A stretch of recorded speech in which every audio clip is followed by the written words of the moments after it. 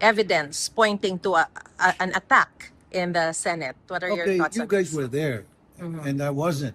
So kayo na mag-evaluate pretty much kung talaga meron bang, kung under attack bang Senate o hindi. Kayo makapagsasabi. Although may mga putukan na narinig natin. Ang nauna, at inamin naman, nung Sergeant at Arms, and then gumating taga-NBI, that's why I already made my pronouncement. Tama lang yung pagsuspindi dun sa yung Sergeant at Arms dito. And then, dapat pati yung taga-NBI na gumanti para dapat silang parusahan. Pero as a senator, even if you were not here during that time, what was your assessment with what happened? Well, kung ako yung assessment ko, nagkaroon ng kaguluhan dahil may nagpaputok. Doon naman nag-umpisa eh. So, literally, if you look at the perspective on the military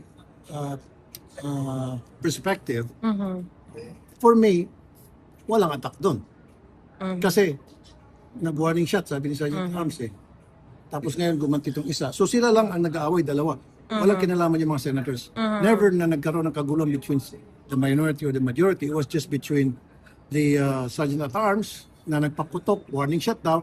Itong isa naman, NBI, nagpaputok din hanggang nagputukan silang putukan, up. So for me, there was no attack. Kung pag-uusapan natin yung actual na scenario na nangyari, although I wasn't here.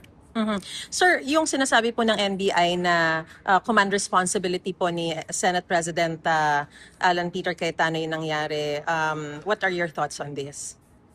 Well, kung inutusan siya ng Senate President na mag-warning shot, then for me, dapat may command responsibility. Of course, ang sinasabi naman ni Senate President, wala siyang binigay na utos na mag-warning shot.